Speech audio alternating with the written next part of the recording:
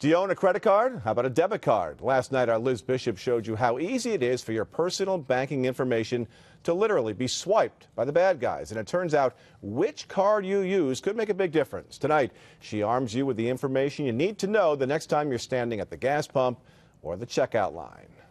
Get a coffee, get a movie, get a meal, get gas. You don't need cash anymore. You can get whatever you want with the flick of a wrist. But making your life easier is also making it that much simpler for a thief to rob you blind. It's much easier to get a large quantity of money through credit card fraud than it is a bank robbery. U.S. Secret Service agent Bill Leach makes it his business to stop credit card fraud, which, thanks to some inexpensive equipment readily available to everyone, is easier and more profitable than robbing a bank. And it's a lot safer. A basic understanding of electronics and this small handheld device can pretty much turn anyone into an identity thief.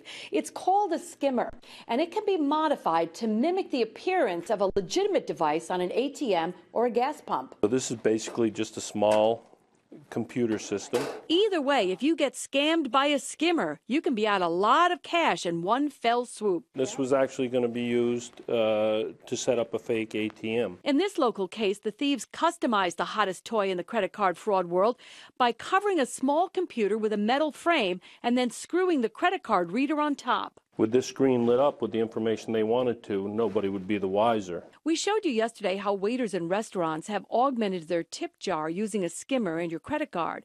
Well, in late November, the Manhattan DA shut down a $2 million skimmer ring at some of the Big Apple's biggest restaurants. This is the skimming device. The DA says the waiters stole account information and then bought wine, handbags, and watches with the counterfeit cards they created. So is there anything you can do about it? Yes, plenty. For one thing, you can limit your exposure by knowing which card to use when. I recommend, if you cannot see the transaction taking place or you feel unsure about the merchant you're using to make a transaction, to use a credit card. Credit cards are usually protected by the issuing banks, and they understand the amount of fraud that's out there now, and they will not hold you responsible. Using just a debit card leaves your whole account vulnerable. You're allowing a conduit directly to your checking account. And that's what you don't want to do. So let's go through those scenarios. At the grocery store, it's probably all right to use a debit card because it never leaves your sight and the security is generally good. At the gas pump, use a credit card. The information is transmitted wirelessly and we all know the dangers of interception. At a restaurant, credit card again. The waiter's taking it out of your sight. On your computer or on the phone, credit card. Because the credit cards, again, they're not coming out of your on-hand cash reserve right there.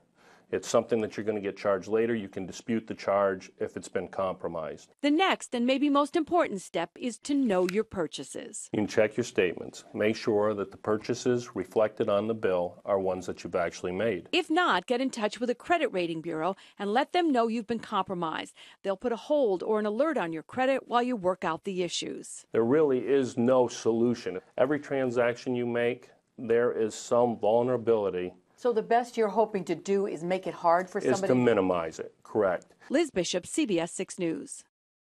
And police say the newest wrinkle has the scammers instantly using the credit card info to buy gift cards, which are very hard to trace.